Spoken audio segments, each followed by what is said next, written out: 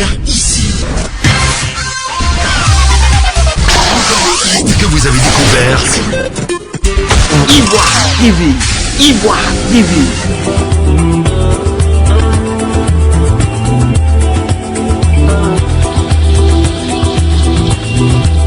Le mercredi 5 juin 2019, le président du PDC RDA, Henri Konan-Bédié, lors d'une rencontre avec les délégués communaux de son parti à Koumassi, faisait des révélations détonnantes sur la crise identitaire que subirait la Côte d'Ivoire aujourd'hui. Alors depuis, beaucoup d'eau ne fait que couler sous le pont. Entre condamnation et soutien, les propos de Henri Konan-Bédié marquent l'actualité en Côte d'Ivoire. Alors pourquoi en faire une affaire d'État? On en parle dans quelques instants avec notre invité du jour, M. Gervais Djidji, directeur général de Proximité.tv, avec qui nous sommes encore aujourd'hui. Et on reviendra également sur la santé des éléphants de Côte d'Ivoire à 48 heures de l'ouverture de la 32e édition de la CAN 2019 en Égypte. Quel Céléphanto sans Gervinho. Chers téléspectateurs, bonsoir. Monsieur Djidji, bonsoir. Bonsoir, Adji. On est encore là aujourd'hui pour analyser l'actualité ivoirienne de façon générale. Alors, commentaire tout de suite sur les déclarations de Henri Konan-Bédié du 5 juin dernier face aux délégués de son parti de la commune de Koumassi. Oui, alors le président Henri Konan-Bédié, président du PDC-RDA, fait ce commentaire sans jeter un pavé dans la mare parce que ça existait il y a longtemps. Il n'a fait tout simplement que mettre le doigt sur ce qui existe depuis longtemps, mais qui n'a pas été mis à la, disons, à la vue à la disposition des gens, des téléspectateurs. Voilà. Qu'est-ce que vous voulez dire de façon précise? Je veux dire, le président Bédié fait des révélations, enfin ce qu'on peut considérer comme des révélations, il sort, il nous fait entendre qu'il y a une sorte de crise identitaire que les Ivoiriens sont en train de subir, comme quoi on veut leur arracher leur pays par des méthodes qui sont tout à fait, je dirais, pas très loyales. Est-ce que pour vous, ce sont des propos qui méritent bien sûr de soulever toute cette polémique qu'elle soulève aujourd'hui? Tout d'abord, c'est pas la première, c'est pas maintenant que ça arrive. D'accord. Parce que en se documentant, il y a un article de Fanny Pigeot, je crois, qui est journaliste à Le Monde Diplomatique, qui parle de ce phénomène. Lequel? Le phénomène de l'orpaillage clandestin. D'accord. Nous sommes en 2019, alors que cet orpaillage clandestin dont parle Fanny Pigeot date de 2012. C'est surtout au niveau du centre de la Côte d'Ivoire que l'on recense le plus de sites d'exploitation illégale d'or. Oui. Pourquoi? C'est ça qu'il faut chercher à savoir. Pourquoi? Et puis, les propos du président Henri Konan-Bédié, je ne sais pas, nous sommes tous Ivoiriens. Nous sommes tous Ivoiriens. Et c'est un problème ivoirien. Tout simplement parce que la Côte d'Ivoire, je le dis, il ne faut pas soutenir l'un et puis ne pas l'autre. Le président Bédié pose un problème de fond, il pose un problème, plutôt que de chercher à le minimiser, ce problème-là, il faut le régler. Et le régler, il faut s'asseoir pour en discuter. Alors justement, selon le gouvernement ivoirien, les propos du président Bédié sont de nature incendiaire. D'après le porte-parole du gouvernement, le ministre Sidi Touré, qui s'exprimait lors d'un point de presse à l'issue du Conseil des ministres cette semaine, pour lui, ce que le président Bédié du PDC-RDA a eu à déclarer peut donc fragiliser la cohésion entre les populations ivoiriennes d'une part et étrangères d'autre part, alors que pour le président Bédié, il y a bel et bien des orpailleurs clandestins ou des gens qu'on fait venir des pays limitrophes de la Côte d'Ivoire qui sont armés et qui viennent justement, qui sont basés dans des localités environnantes des grandes agglomérations et qui ont pour but, selon lui, de s'attaquer à des Ivoiriens. On a vécu le mois dernier des affrontements meurtriers donc à Béoumi dans le centre de la Côte d'Ivoire, région aurifère également. Et puis en même temps, on se pose la question de savoir mais qui arme ces personnes si éventuellement les propos du leader du parti septuagénaire étaient avérés. Bien, alors, le gouvernement ivoirien, s'il est avéré, il faut faire une enquête. Le président Bédié a dit des choses, a tenu des propos que le gouvernement ivoirien trouve incendiaires.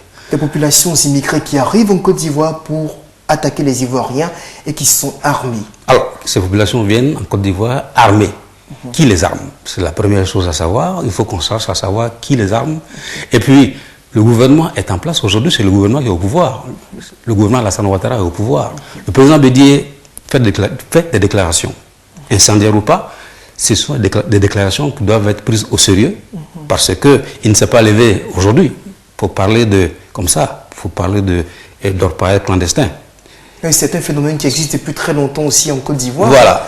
Et si ça existe depuis longtemps, c'est que le gouvernement ivoirien est au courant et informé de ce phénomène. Surtout dans cette région de... Bon, alors, c'est pas aujourd'hui que le gouvernement va faire l'autruche. Hein. Ça existe il y a longtemps. Alors pour vous, là, les autorités ivoiriennes ne jouent pas clairement un jeu dans la gestion de cette affaire. Tout simplement parce que lorsque le président Bédié fait des déclarations incendiaires, le gouvernement ivoirien, plutôt que de chercher à arrêter, bon, je ne parle pas d'arrêter, de chercher, parce que le porte-parole du gouvernement, plus disons, les cadres du parti au pouvoir, les RHDP, le disent. Il n'y a pas d'âge pour aller en prison.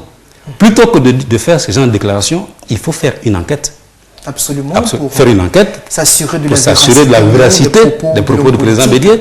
Et puis, je crois que j'avais quelqu'un à la maison du parti du PDC-RDA à Cocody. Il y a eu une conférence de presse. Du ministre Jean-Louis Billon qui a fait une conférence de presse documentée. Alors, à la suite de cette conférence de presse de Jean-Louis Billon, il y a eu une conférence de presse de RHDP. Voilà. Moi, je serai à leur place au gouvernement ivoirien, le RHDP, j'aurais démontré par A plus B que ce que le président Bédié dit est faux. Alors, est-ce que, selon vous, là, ce que le président du PDC-RDA évoque, je veux dire, des populations immigrées armées, est-ce que c'est ce qui est à la base disons, des dérapages observés le mois dernier à Béoumi? Bon, on a eu au moins 14 morts selon les derniers chiffres donnés par le préfet de région, 14 morts dans des violences entre civils et des morts généralement par armes automatiques. Alors là, on a l'impression qu'il y a une corrélation entre les déclarations du leader du PDC-RDA et les événements de Béoumi. Alors finalement, donc c'est le président Bédié qui semble avoir raison. Parce que quand on met le doigt sur une plaie, il faut pouvoir soigner la plaie, mais pas avec du vinaigre. Bon, enfin, le gouvernement tente plus ou moins de faire ce qu'il peut, pour ce qu'on observe en tout cas, pour ramener la cohésion dans cette affaire de Béoumi. Oui. On a eu récemment, avant-hier, la visite du médiateur de la République, un peu tardive peut-être, Adama Tounkara qui s'est rendu sur place pour rencontrer les populations. Mais bon, on a l'impression que finalement, dans l'approche de la situation, on n'a pas vraiment pris au sérieux ce problème, alors que on nous a parlé clairement de populations civiles armées. Jusqu'à présent, on n'en sait pas grand-chose, avec quelques dizaines d'arrestations, une vingtaine à peine, pour un conflit d'une telle gravité. Ben, alors, pour un conflit d'une telle gravité, je voudrais interpeller M. le ministre de la Défense et puis le ministre de la Sécurité. C'est plutôt eux. La dernière fois, on disait que c'était le fils du village, le fils de la région, le ministre Sidi Touré, Sidi Tchomoko Touré, qui s'est rendu, parce que c'est un fils de la région, d'accord. Plutôt que lui, c'était le premier ministre qu'on voulait voir, le vice-président. Beaucoup ont critiqué l'absence des plus hautes autorités qui auraient dû se tenir aux côtés des populations locales. Aujourd'hui, on nous parle du médiateur qui aurait pu faire quoi? Ils s'y seulement un mois après. Un mois après. Bon, le médiateur va faire quoi là-bas? C'est vrai que le médiateur, il fait de la médiation, mais Sidi Touré, il était allé faire quoi? C'était pas de la médiation? Absolument. Alors, Alors c'est la, il y a quelque chose qui va pas. c'est la visite d'un cadre du parti au pouvoir simplement ou la visite du médiateur de la République? Question posée avec une bonne... Parce que je dis... Sinon, vous, votre avis là-dessus? Non, je dis que c'est plutôt les ministres de la sécurité et de la défense qui devaient s'y rendre. On parle d'armes. Où on parle d'armes, ce n'est pas le médiateur qui y va. On peut avoir l'impression, quelque part, justement, là vous soulevez un point qui est très important, oui, qu'on est en train peut-être de vouloir, je ne dirais pas masquer, mais éluder une sorte de réalité pernicieuse qui existe à Béoumi et qui pourrait ressurgir ailleurs, dans d'autres parties de la Côte d'Ivoire. Je veux dire, de telles violences des populations armées sont-elles d'origine étrangère, comme le prétend le président Henri Konan Bédié? Tout cela, c'est à revoir. Mais je veux dire, pourquoi pas une enquête normalement diligentée pour trouver les coupables, ceux qui détiennent justement les armes à Béoumi, et surtout, comment est-ce qu'ils ont fait pour se procurer ces armes de guerre? Oui, c'est pourquoi je répète que ce sont les ministres de la Défense et de la Sécurité qui devaient s'y rendre et par la suite,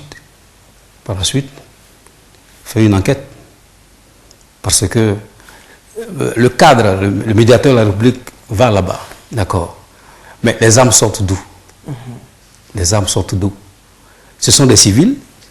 Comment ces civils se sont procurés ces armes? Comment ces armes se retrouvent dans la main des civils alors que, on a vu. Donc finalement, vous allez donner raison au président Bédié. Parce que il a sorti une phrase. Il a peut-être ouvert la boîte de Pandore. D'accord, non, pas la boîte de Pandore. Il a dit ce qui existe. Mais plutôt que de chercher à faire une enquête, c'est plutôt lui qu'on vilipende. Enfin, ça a été transformé en sorte de bataille politique. Oui, c'est une mascarade. Ils sont en train de masquer. C'est dommage de masquer la vérité. C'est dommage, mais je crois qu'ils sont chacun d'eux. Il faut que chacun joue sa partition. Le président Bédié a dit quelque chose, le gouvernement n'a pas contesté, hein, parce que jusqu'à présent, il n'y a pas de contestation, c'est plutôt... il n'y a pas de contestation. Ce sont des étrangers qui tuent les Ivoiriens. Voilà, il n'y a pas de contestation. Moi, je serais le gouvernement ivoirien, j'allais contester avec preuve à l'appui. Malheureusement, il n'y a pas de contestation. C'est plutôt... On dit non, nous sommes tous étrangers, nous sommes tous venus quelque part. On accuse le président Bédié de ramener l'ivoirité. Le fameux concept de l'ivoirité, oui, qui, selon une frange de la classe politique ivoirienne, est à l'origine des différents conflits armés que nous avons connus jusqu'à présent. C'est ça. Je crois qu'ils n'ont pas tort, ceux qui pensent que l'ivoirité est revenue. Mais pour tous ceux qui voyagent, à l'extérieur du pays, c'est le national d'abord. D'accord. Voilà, c'est le national d'abord. Parce que le président Bédié a dit les étrangers nous tuent, alors on va, disons, botter en touche notre nationalité, notre nationalisme, non? Retour nécessaire de l'ivoirité, oui. C'est un retour nécessaire. Nécessaire selon vous, c'est nécessaire. Oui, ça n'engage que moi, c'est un retour nécessaire. Non, c'est votre avis. C'est un retour nécessaire. Vont le partager avec vous, voilà. C'est clair, mais bon. Aujourd'hui, je répète avec le président Bédié que vous ne pouvez pas être, disons, un exilé dans votre propre pays. Et vous croyez, ça sera certainement le dernier mot sur le sujet, vous croyez que c'est ce qui est en train de se passer en Côte d'Ivoire? Vous pensez qu'avec lui que les Ivoiriens sont en train de devenir étrangers dans leur propre pays? Ben oui, tout simplement, la vérité. D'accord. Mais c'est vrai. C'est vrai parce que si je ne peux pas me plaindre de ce que je n'aime pas, parce que certains étrangers viennent, on ne demande pas aux étrangers de ne pas venir. Mais quand vous venez dans toutes les villes du monde, dans tous les pays du monde, il y a le respect de l'endroit où vous vous trouvez. Vous n'allez pas venir à Boaké, vous êtes dans un petit village, et puis en tant qu'étranger, je vous ai dit là-dessus, l'étranger pour moi c'est un blanc. 30 secondes, juste avant de passer au second sujet relatif à la CAN 2019. Ok, alors, l'étranger, vous ne pouvez pas aller quelque part, et puis botter, ne pas respecter les lois du pays. Absolument. Il faut respecter les lois du pays. Alors, parce qu'en Côte d'Ivoire, vous venez, on vient en Côte d'Ivoire, comme on ne respecte pas les lois ici, alors chacun vient, il fait ce qu'il veut. Ah non. On ne fait pas Mais je pense qu'il appartiendra aux autorités certainement de prendre le problème à bras le corps. J'espère. Ah, donc Vraiment. seulement 48 heures le 19, ou dans 72 heures plutôt, le 19 juin, il y aura l'ouverture de la CAN 2019 au Caire en Égypte. Alors, les éléphants de Côte d'Ivoire, hier samedi 15 juin plutôt, ont été battus lors d'une rencontre amicale avec l'Ouganda. La Côte d'Ivoire, la sélection formée par Kamara Ibrahim pose problème aujourd'hui. Il y a beaucoup de polémiques autour des joueurs qui ont été choisis pour aller défendre les couleurs sur les bords du Nil. Gervinho n'est pas sélectionné. Beaucoup de critiques s'élèvent pour dénoncer ce fait. Est-ce que vous pensez que la sélection ivoirienne, telle que proposée, enfin version Kamara Ibrahim, est digne ou est digne de confiance de porter l'étendard national aujourd'hui? Vous pensez qu'il peut faire quelque chose là-bas en Égypte? Dans un pays, porter les couleurs de la sélection nationale, c'est un honneur. Mais avant tout, pour justifier du port du maillot national, il faut être en forme. L'entraîneur ne sélectionne que les joueurs qui sont aptes à apporter quelque chose quand on les met sur un terrain. Il est vrai que Gervinho n'a pas été sélectionné. Il est vrai qu'il n'a pas été sélectionné. Mais l'entraîneur a travaillé avec des gens, selon ce que j'ai lu dans les journaux, il a travaillé avec un groupe homogène. On ne peut pas travailler en tant que sélectionneur, non. Nous avons fait nos petites preuves quelque part. On ne peut pas sélectionner des gens et puis après faire entrer d'autres. Il a ses raisons, des choix tactiques. Il a ses raisons pourquoi il n'a pas sélectionné Gervinho. Il a ses raisons. Face à ces raisons-là, il y en a qui détectent une sorte de carence au niveau du jeu de l'équipe nationale. On a l'impression qu'il manque ce turbo-là. Ce turbo-là pour enclencher des offensives rapides, accélérées sur les côtés. Et c'est peut-être là que peut intervenir le génie de Yao Kwasi Gervais. C'est ça. Mais malheureusement, en Côte d'Ivoire, il y a trop d'entraîneurs. Nous sommes 3 millions d'entraîneurs. Nous sommes 3 millions d'entraîneurs. Peut-être pas tort. Hier, on n'a pas pu se défendre valablement face à l'Ouganda. En match amical, les vérités d'un match amical ne sont pas les vérités d'un match officiel. De compétition. Alors, il est vrai que l'équipe qui a joué contre l'Ouganda n'a pas eu son mordant, mais ce sont des matchs amicaux. Et les matchs amicaux, je le répète encore, n'ont pas la même valeur que les matchs de compétition. Vous croyez qu'on peut rééditer l'exploit de 2015 ? Je crois fermement à Kamara, parce que sinon... Il n'y a pas vraiment l'expérience dans cette équipe, des joueurs qui se connaissent à peine, qui n'ont pas vraiment eu le temps de se côtoyer sur le terrain. Ça peut peut-être pêcher quelque part, mais c'est la volonté peut-être qui peut leur donner le plus de chances de faire quelque chose lors de cette compétition. Il faut faire confiance à nos joueurs, tout simplement parce que ce sont des jeunes athlètes qui appartiennent à des écuries différentes, mais ces écuries qui sont des grandes nations, disons, des grands clubs de football.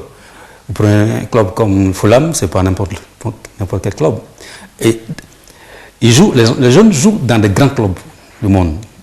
Mais chacun a son génie, chacun a sa volonté, chacun à son physique. Vous allez voir. Vous leur faites confiance et vous êtes certain que la Côte d'Ivoire présentera un visage comme on pourrait s'y attendre, ou comme on est en droit de s'y attendre dans quelques jours en Égypte, peut-être la Côte d'Ivoire finaliste. Votre pronostic, on ne va pas, même si on ne demande pas forcément l'identité de l'autre adversaire. On ne va pas là-bas pour perdre. D'accord. Parce que si nous sommes arrivés à ce stade, c'est pas parce que nous ne valons rien. Absolument. Voilà. Il faut toujours prendre toutes les équipes sur le même pied d'égalité lorsqu'on se retrouve à ce stade de la compétition. Parce que sinon on aurait battu tout le monde, on se serait tout seul là-bas. Absolument. Merci bien, Monsieur Gervais Didier. Je rappelle que vous êtes directeur en général de Proximité.tv, une télévision en ligne. Merci également à vous, chers téléspectateurs. Le Presse Club pour ce numéro, c'est terminé. On se retrouve très prochainement pour d'autres sujets d'actualité concernant la Côte d'Ivoire. D'ici là, portez-vous bien.